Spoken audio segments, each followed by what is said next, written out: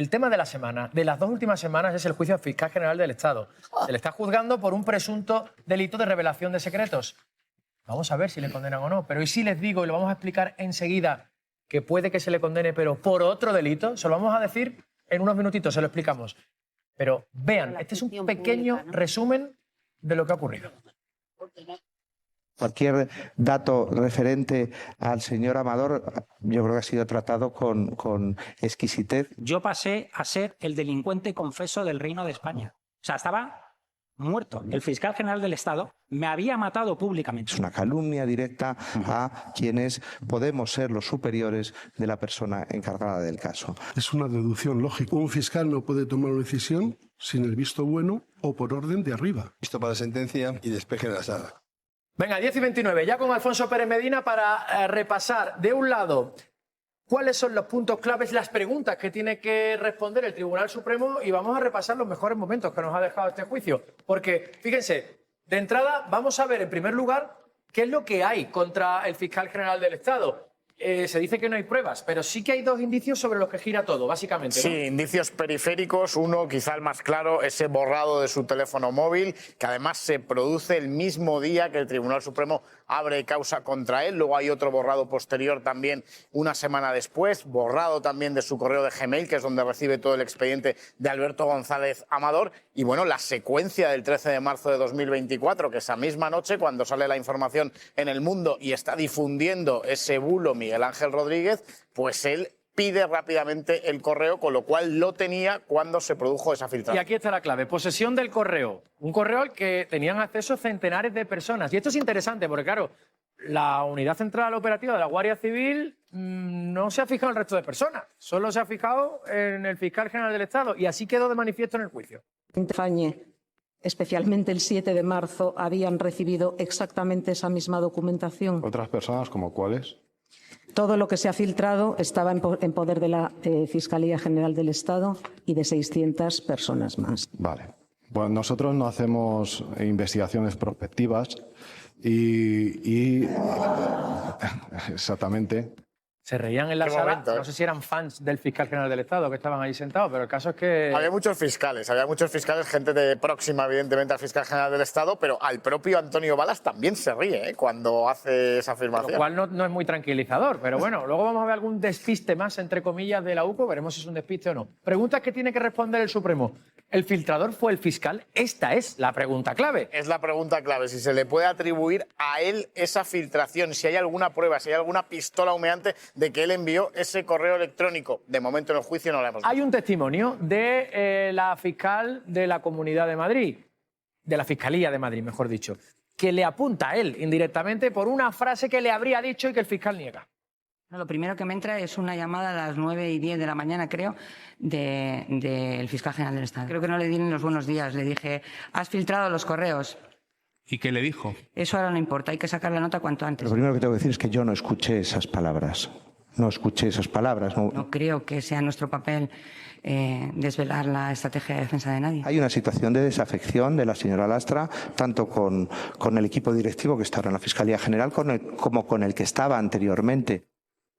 Bueno, un testimonio que dice que el fiscal le dijo esto, pero bueno, no deja de ser un indicio. Parece una intuición, efectivamente, de que es lo que ella piensa, pero no tenemos un dato que lo pueda corroborar. Siguiente pregunta que tendrá que responder el tribunal. ¿Borró el fiscal sus dispositivos? El correo de Gmail lo borró, pero 2 meses después de que se produjera el registro, ¿verdad? Además, esto se ha aprobado. Claro, él tiene una versión que, bueno, que puede ser... pues que puede tener su lógica, que es que dice que él cada mes borraba esos datos porque tiene datos de su móvil, lo borraba por seguridad. Claro. Exacto, muy importantes, y dice que de hecho si se dejara olvidado el teléfono móvil en un bar, pues eso le podría traer problemas a muchas personas. Vamos a oírlo. Si yo me dejo el terminal encima de esa mesa o lo abandono en un bar o me lo roban o me lo hackean, estoy poniendo en peligro a muchas personas en este país. Yo soy muy consciente de eso. Por eso tengo borrados automáticos, tengo borrados 24 horas, evidentemente.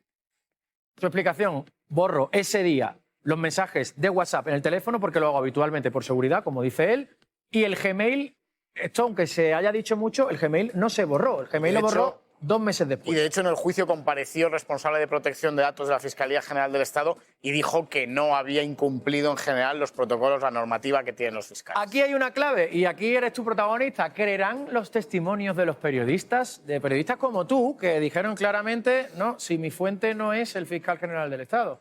Lo que pasa es que obviamente no vais a revelar quién es vuestra fuente. Claro, no hemos revelado quién es nuestra fuente, pero sí que al menos 4 periodistas hemos declarado en el juicio que teníamos acceso o bien al correo electrónico o bien al contenido de ese correo electrónico antes de que lo tuviera el propio fiscal general del Estado. Vemos una muestra. Yo recibo el email, El Mundo desvela, lo desmiente La Sexta. Reconstruimos la cadena completa, contamos la información. Sabía que esa información no era cierta, que era un bulo.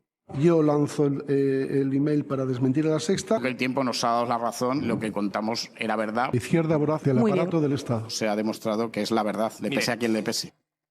Estos testimonios, los vuestros, los de los periodistas que niegan que la fuente fuera el fiscal, pues aquilatarían la inocencia del fiscal.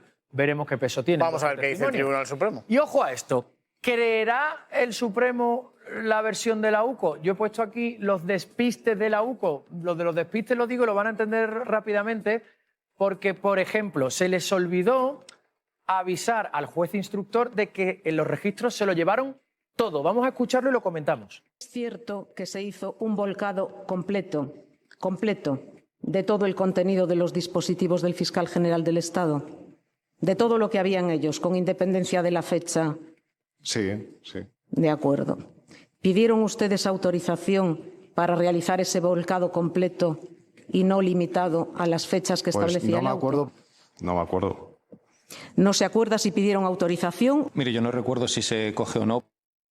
A ver, entran los agentes en el despacho del fiscal, tienen un periodo concreto de fechas del que tienen que extraer la información, pero no, se lo llevan todo desde que Todo tenía, lo que tenía en el móvil, todo lo que todo, tenía, en el móvil, absolutamente en el todo. ordenador, sin límite temporal, y además dicen que no se acuerdan si le pidieron permiso al instructor. Y encima que no se lo pidieron. Y encima se contradicen entre ellos, porque algunos decían que era posible técnicamente hacerlo y otros decían que no. Hay que tener en cuenta que lo que estamos aquí investigando es una filtración. Es decir, con el lapso de 2 horas, entre las 10 de la noche y las 12 de la noche del 13 de marzo de 2024, se podría saber si filtró o no filtró el correo y a quién.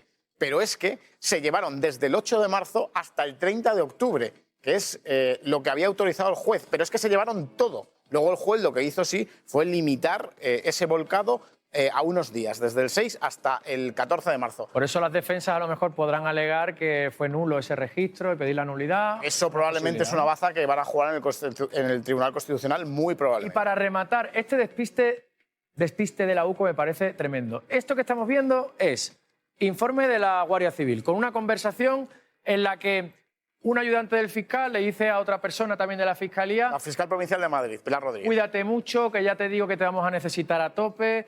Ay, ¿en qué estaréis pensando? Todo bueno. Esto lo interpreta la Guardia Civil como que es una promesa de un ascenso, ¿no? Oye, Claro. colabora con nosotros con esta operación que impulsa el fiscal y te ascenderán. El ascenso, la recompensa a la fiscal que había pedido todo el expediente de González Amador y que se lo había pasado al fiscal general del Estado. ¿Qué pasa? Que solo meten este trozo, porque si nos vamos a la conversación original, vente por aquí, el trozo está aquí, pero es que viene de aquí. Están hablando de que el lunes Pilar Rodríguez tuvo una visita al oftalmólogo, que le dio otro tipo de láser, en fin, habla de un tratamiento médico que le va a suponer quitarse de en medio del trabajo durante un tiempo. El láser no me impide trabajar. Y dice, bueno, pues cuídate mucho, que te necesitamos Te aquí. necesitamos a tope. Hombre, o sea, que se recuperara. Si uno mete toda la frase y toda la conversación, se Pero entiende, es que ¿no? se lo dijeron al teniente coronel Antonio Balas y él dijo que sí, que él, con la conversación completa, seguía viendo que le estaban prometiendo algo. Vamos a escucharlo porque la explicación también tiene WhatsApp. Vamos a necesitar a tope. Te vamos a necesitar. ¿En qué estaréis pensando? Todo bueno. Pues yo creo que es lógico, es evidente. Nosotros no ponemos el resto de documentación por un tema de privacidad. Y pongan mucha atención. El juicio al fiscal general del Estado ha quedado visto para sentencia. Una sentencia que vamos a conocer previsiblemente antes de Navidad. Es decir, en menos de un mes.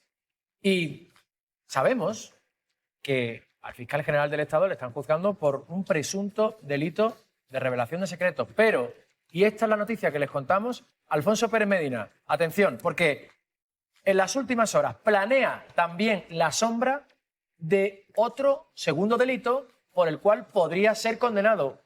¿De qué delito hablamos? Bueno, pues hablamos del delito de infidelidad en la custodia de documentos, que incluyó una de las acusaciones, la de manos limpias, en su escrito de acusación. Centró en ese delito, además, su abogado Víctor Soriano, el informe de conclusiones definitivas que expuso en esa última jornada del juicio, y es una posibilidad que se abre, porque ¿qué tipifica exactamente este delito? Bueno, pues el hecho no de que el fiscal general del Estado hiciera la filtración, sino que no pusiera los medios necesarios para que un tercero accediera a esa información y se acabara finalmente divulgando. Es una posibilidad que no entrañaría pena de cárcel para Álvaro García Ortiz, sí de inhabilitación y de una multa. Es decir, para que lo entendamos, no hay pruebas contundentes que demuestren que él ha sido el filtrador, supongamos que es absuelto de este delito de revelación de secretos, pero le dicen, oiga, pero usted es el máximo responsable de que esa información no se filtre, y como máximo responsable sería, previsiblemente, presuntamente, ya veremos, condenado por ese delito de infidelidad en la custodia de documentos. Pero yo me pregunto, si esto llega a producirse, si es condenado por ese delito, todo juez, todo fiscal responsable de una causa judicial que haya visto filtrado parte de su contenido, se me ocurren decenas, centenares de casos en los que hemos visto declaraciones, vídeos, transcripciones, mensajes, todos esos fiscales, jueces, funcionarios también podrían ser condenados por este delito. La jurisprudencia que podría sentar, pues podría efectivamente llevar a eso, a que los responsables de cualquier filtración en cualquier empresa, en cualquier institución, pues fueran los máximos responsables, los jefes de las instituciones. ¿Qué pasa? Que eso sería asumir que la filtración se produjo desde el entorno más cercano de Álvaro García Ortiz, teniendo en cuenta que, como se ha expuesto en el juicio, había 500, 600 personas en diferentes ámbitos de la Fiscalía que podían acceder a la carpeta en la que estaba el expediente de González Amador, y que incluso Carlos Neira, el abogado del novio de Isabel Díaz Ayuso, reconoció que envió también ese correo a la Abogacía del Estado, con lo cual habría una vía alternativa, Abogacía del Estado-Gobierno, desde donde también podía haber partido la filtración. La realidad es que el último día de juicio escuchamos al abogado de Manos Limpias, una de las acusaciones, plantear y poner sobre la mesa este delito. Y la realidad, Campos, es que en las últimas horas, si uno lee la prensa conservadora, en algunos foros, yo también estoy escuchando esta posibilidad. ¿Tú cómo lo ves? Bueno, tal vez sea ante la dificultad de condenar por revelación de secretos, pues están buscando a lo mejor esta alternativa. Esa alternativa que expuso Manos Limpias, que también apuntó a la PIF en algún momento determinado, pero yo la veo bastante improbable, por lo que tú explicabas hace un momento, que efectivamente se supondría que cualquiera en ese momento pues, sería el responsable último y cometería un delito si se produce cualquier filtración de un procedimiento judicial. Y bueno, para eso habría que probar también que otra persona que no haya sido el fiscal general ha filtrado ese documento y que está directamente relacionada con él. Y no hay ninguna prueba de otra, o no se ha buscado, o no se ha averiguado qué otra persona directamente relacionada con el fiscal general del Estado ha podido tener esos correos y ha realizado la filtración esa otra persona en lugar de él, ¿no? Bueno, me parece altamente improbable. Maestro. Sí, se habla mucho de los indicios, ¿no? de la posibilidad de condenar por indicios. Yo recomiendo a todo el mundo que tenga interés por informarse de manera adecuada sobre el proceso, sobre todo lo que implica, que se lea la sentencia que fija jurisprudencia sobre la posibilidad para condenar a alguien con prueba indiciaria, que es la sentencia de la Sala Penal a 532/2019. Y además es una cosa curiosa, porque los tres ponentes son Martínez Arrieta, Antonio del Moral y Susana Polo, es decir, tres de los que van a juzgar al fiscal general, ¿vale? El presidente del tribunal, Martínez Arrieta, es uno de los ponentes. Esa sentencia que fija la jurisprudencia para poder condenar a alguien con prueba indiciaria se echaría a llorar después de lo que habéis dicho, que son indicios para condenar a alguien. Efectivamente. Y yo solo digo, de verdad, leérosla. Son 28 páginas y, de hecho, las reglas que fija como necesidad para superar la presunción de inocencia de alguien son solo 20 puntos. 20 puntos, facilitos, para que la gente los lea. Mira, de hecho voy a leer uno, el 11. El 11 porque yo creo que es bastante claro al respecto de la necesidad para poder condenar a alguien por prueba indiciaria. Dice, muy breve, la autoría que determina una condena no es la mejor explicación posible a lo ocurrido. Que sea lógico no determina la condena, sino que la suma de los indicios que citan permita al tribunal que, de una forma racionada y explicativa, fijar que los hechos se produjeron de esa manera y no de cualquier otra, porque si no, no hubiera condena. Importante esto, que se produjeran de esa manera y no de cualquier otra. Si alguien asistiendo al juicio puede considerar que la única manera posible de filtrar el correo fue con la que los indicios levísimos apuntan al fiscal general y no de otra cualquiera, esto es importante, Es que no hay justicia. no de otra cualquiera, es que entendemos que la doctrina del Supremo... Déjame acabar, déjame acabar. ¿Cuántos magistrados son de los que están ahí? Déjame Porque se lo acabar. saben, lo han Lo estoy hecho diciendo, ellos, se lo saben, claro, son cinco. fíjate. De los, esta sentencia le fijaron 3 Claro. de los que están aquí, ¿vale? O sea, que se la tienen Perfectamente. Andrés Martínez Arreta, Antonio del Moral y Susana Polo. Pero yo estoy hablando no para ellos tres, que yo pretendo ser la sentencia, sino para lo que habéis dicho con los indicios. Y vuelvo a decirlo. Tienen que fijarse, que no puede haber dudas de que para condenar con prueba indiciaria tiene que haberse producido de esa manera y no de cualquier otra. Pero si lo condenan, si yo voy a hacer una... Déjame acabar, que parece... Joder, que se lo con saben, todo, ¿no? fíjate, con toda la fuente, os estoy fijando, fíjate la fuente, mayor fuente posible. Venga, Hablando de fuentes, que una sentencia de esos jueces no hay. No, por eso, que cuando No hay, esos señores... no hay. Si se pronuncian No hay. condenando, tendrás que darles esa validez. ¿Por qué? ¿Por qué? Hombre, ¿Por qué? Pero si te estoy diciendo lo que estoy diciendo. Como si no ¿Por fuera qué? la primera vez ¿Por que qué? un juez emite... Pero vamos a ver, vamos a ver. Sí, no, naturalmente, Pilar. Lo que dice, te lo voy a decir lo que dice, porque yo creo que es que no me ha sido escuchado. Venga, Sí, pero... Que la única manera para condenar con prueba indiciaria es que se fije de manera Hemos entendido, indubitada. maestre. No, parece que no. Yo sí, Algunos parece que la no. gente también, yo creo que y sí. Pilar también. Venga. De manera indubitada, que la única manera por la que se ha producido el delito es de esa manera y no de cualquier otra. Un segundito. Si hay algo de lo que se ha visto en este juicio es que hay A mí no me lo cuentes, muchas probabilidades de que la filtración haya venido de múltiples maneras. A ver, un segundo. Porque hay testimonios, indicios. Tus ojos.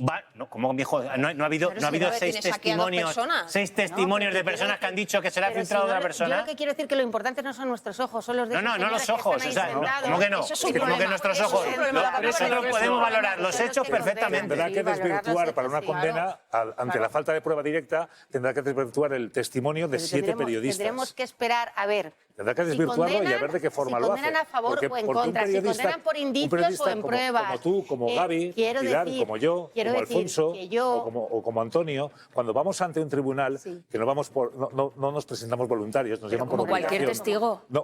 Yo cualquier no conozco de nada al pero fiscal como- general del Estado. pero como Mi cualquier único testigo. patrimonio es mi palabra.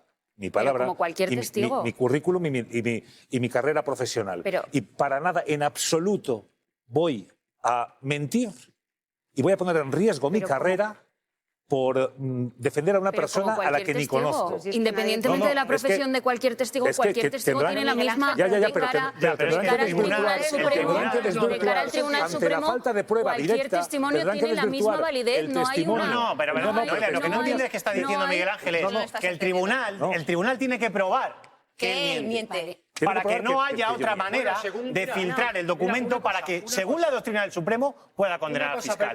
Porque si no demuestra que él miente, está dejando abierto la posibilidad de filtrar a otra persona. ¿Qué Es fácil diga de yo a la entender. mesa? Calma, 12:40. Es que, además, va al hilo de lo que dices. Es el tribunal el que tiene que demostrar la culpabilidad del acusado. O que Campos miente. Lo digo porque el abogado de González Amador, en sus conclusiones, vamos a escucharlo, Campos dijo esto. ¿Habló con don Álvaro García Ortiz de alguna forma? En ningún momento. ¿No le escribió ningún WhatsApp? En ningún momento. ¿Y no le llamó por WhatsApp? En ningún momento. En instrucción ocultó que a las 21:39 se había comunicado con don Álvaro García Ortiz. Ni Álvaro García Ortiz ni Miguel Ángel Campos han querido compartir con la Sala Segunda del Tribunal Supremo las comunicaciones de WhatsApp, Signal, Mail, las que quieran, que hubieran tenido entre ellos, sobre todo las que no hubieran tenido. Pues si no es su fuente, no ha tenido comunicación, déjemelo ver. Claro, Campos, te están planteando que tú eres el que tiene que enseñar las conversaciones que no has tenido con el acusado para demostrar que lo que dices tú es verdad. El señor Rodríguez Ramos... Por cierto, está haciendo su trabajo el abogado también, Sí. Esto también yo lo entiendo perfectamente. Es un juicio y aquí el hombre está haciendo el señor su Rodríguez trabajo. Ramos... bastante brillante, diría yo. Él está haciendo su trabajo, claro. El señor Rodríguez Ramos es un fulero. Ha tenido la oportunidad durante toda la fase de instrucción de solicitar esos WhatsApps a Miguel Ángel Campos. Incluso el mismo día del juicio oral, cuando me hizo la pregunta y yo le contestaba que en ningún momento me he comunicado, si me llega a decir en ese momento, ¿tendría usted la amabilidad o podría usted enseñarme su chat de WhatsApp con el fiscal? En ese momento lo podría haber enseñado. Yo me hubiera levantado, le hubiera pedido permiso al presidente del tribunal y le hubiera mostrado el canal de WhatsApp con el fiscal general del Estado. Y hubiera visto que no hay ni un solo mensaje ni llamada de WhatsApp con el fiscal general del Estado en las fechas de las que estamos hablando. Ni uno solo. Luego dice además que ocultó Miguel Ángel Campos que se comunicó con el fiscal general del Estado. De nuevo manipula. Es falso. Consta solo una llamada de 4 segundos que se corresponde efectivamente con el salto del buzón de voz, como demuestra el SMS que salta directamente al móvil de Álvaro García Ortiz. No hubo ninguna comunicación. Hubo una llamada que sí, que efectué, porque estaba intentando hacer mi trabajo, contrastar una información y llamar a todas las partes involucradas, y llamé por teléfono, salta el buzón de voz y por eso consta una llamada de 4 segundos. ¿Qué información podía haberme dado el fiscal general del Estado en 4 segundos de ser cierto lo que dice el señor Rodríguez Ramos? Quiero poner otro elemento encima de la mesa que creo que puede ser importante de cara a la sentencia, y es la nota de prensa. Efectivamente, la jurisprudencia del Tribunal Supremo dice que no se puede revelar lo ya revelado, con lo cual, evidentemente, cuando sale la nota de prensa en la mañana del 14 de marzo, varios medios de comunicación ya hemos contado el literal del correo electrónico. Pero hay un dato que puede ser importante y puede tener su repercusión, y esto no es opinión, es información, en esa sentencia, que esa nota de prensa incluye un textual del correo electrónico. Y esa nota de prensa la ha asumido en primera persona el fiscal general del Estado, con lo cual, de ahí se puede deducir que efectivamente había una intención de dar difusión a ese correo electrónico desde la nota de prensa de la Fiscalía. Con lo cual creo que ese puede ser también un indicio que puede considerar el tribunal para poder criticar una sentencia. Que es muy lícito criticar una sentencia, una resolución judicial. Lo primero que hay que hacer es leerla. Que se ponga y ver cómo se ha fundamentado y a partir de ahí valorar un juicio, no a partir del fallo. Si es absolutorio o es condenatorio, depende de cómo se justifique. Para que la gente también lo entienda, si es condenado, al ser el Tribunal Supremo, la instancia superior que tiene ya es el Constitucional, ¿no? ¿O tiene alguna no superior, sería por vulneración de derechos fundamentales, pero muy probablemente después del partido del Supremo se va a jugar el del Constitucional. Solo un apunte sobre eso. Tiene que irse. Un apunte sobre la vulneración de derechos, porque esto es una de las cuestiones que se dirimían sobre la vulneración de derechos era el registro del fiscal. Supuestamente la UCO no cumplió con la orden dada por el instructor, ¿no? Un apunte sobre esto es porque, a pesar de que ahora la Fiscalía decía a la UCO que no había cumplido con la orden del instructor, y yo creo que ciertamente no la cumplió porque volcó absolutamente todos los datos del fiscal, es costumbre en la Fiscalía legitimar que eso se produzca en las actuaciones de la UCO. Hay casos en los que se ha entrado en un despacho, se ha volcado absolutamente toda la información y luego se expurgaba, o se decía que se expurgaba. Lo primero, Antonio, es que el juez Hurtado debió estar en ese registro. Eso seguro. Al despacho del fiscal general del Estado. Estaba el teniente coronel, ¿no? No había, claro. Pero es que tiene que haber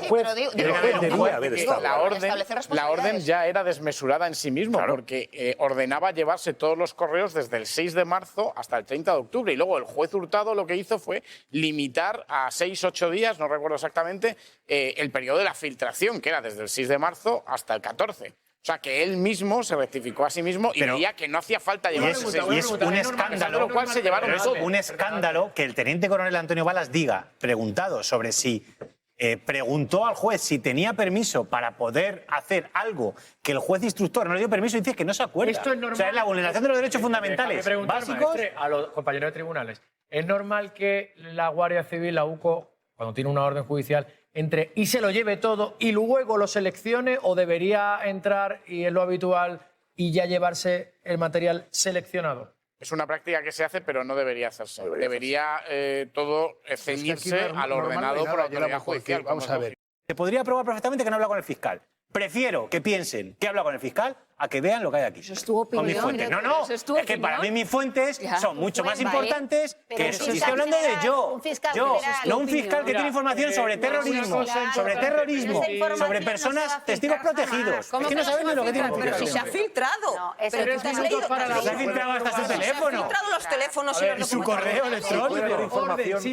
De todas maneras, no me sorprende porque la UCO, yo también cada vez, está más determinada en hacer unas investigaciones al son del que toca. Ya, pero que te digo que en este caso, lo que yo siento del fiscal no es la UCO, es que si lo han llevado al Supremo, esos mismos que lo han llevado lo van a juzgar, me temo lo peor.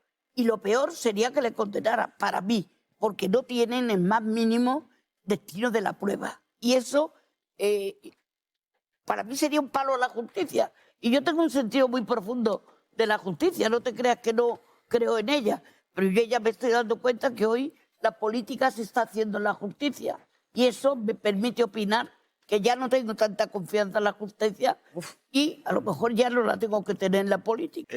Bueno, yo lo primero que querría hacer es aprovechar para mandar desde aquí un abrazo y mi reconocimiento a todos y cada uno de los periodistas que han trabajado en este caso y que se han visto obligados a dar explicaciones en el Tribunal Supremo y a pasar este trago y a que se les fiscalice y se les ponga la lupa sobre un trabajo absolutamente admirable que han realizado. Por Se van a sentar en esta mesa, además de Pérez Medina, Miguel Ángel Campos, periodista de la cadena SER. Los dos han testificado en ese juicio y vamos a escucharles a los dos. Por supuesto, decía, los de mis compañeros del diario.es, que fue el medio de comunicación que sacó la exclusiva sobre el escándalo de la pareja de Isabel Díaz Ayuso, pero también Alfonso Pérez Medina de esta casa y el resto de compañeros. Yo creo, sinceramente, que estamos ante la historia política de un fracaso. Yo asistiendo... Política, está bien. Asistiendo a las sesiones de las dos últimas semanas, de verdad, he tenido la sensación de haber asistido a un fallo sistémico de la institucionalidad, de la política, de la ejemplaridad y la imparcialidad de la justicia. Un show y un esperpento absolutamente inadmisible en un sistema democrático como el nuestro. Esto no es otra cosa que un empozoñamiento de la vida pública diseñado pormenorizadamente por la Comunidad de Madrid y por la presidenta Isabel Díaz Ayuso y su mano derecha Miguel Ángel Rodríguez para tapar un escándalo.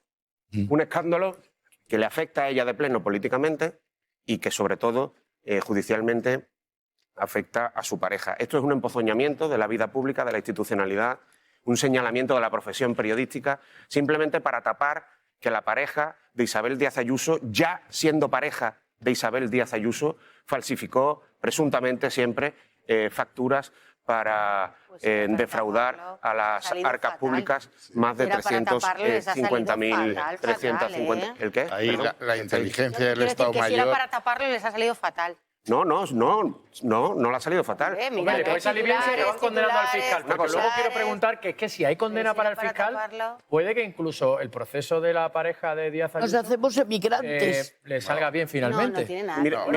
Mira si le ha salido bien, Pilar, que de lo que estamos hablando aquí tú y yo esta noche, de lo que vamos a tener que hablar y por lo que se nos está preguntando, es por el fiscal general del Estado. No hay ni una sola prueba. De Ayuso, que no tiene ningún cargo público. No hay ni una sola prueba. Remata, Rossi, quiero escuchar a Margallo y avanzar. Vamos a ver. Vamos a hablar todo de este tema. No hay ni una sola prueba del fiscal general del Estado contra el fiscal general del Estado porque no puede haberlas. Pero de lo que sí hay pruebas es de un comportamiento absolutamente impropio por parte de la justicia, por parte de la política y por parte también, debo decirlo, aunque tampoco me sorprende, porque bueno, todas las profesiones, nadie hace más daño a los políticos que los malos políticos, a los jueces que los malos jueces o a la monarquía que los malos reyes. Pues los malos periodistas, evidentemente, son quienes más daño hacen siempre a la profesión periodística. Ha sido un absoluto linchamiento y una falta de respeto absoluto por los códigos del oficio de periodista que nuestros compañeros que han pasado por el Supremo se han defendido de manera digna.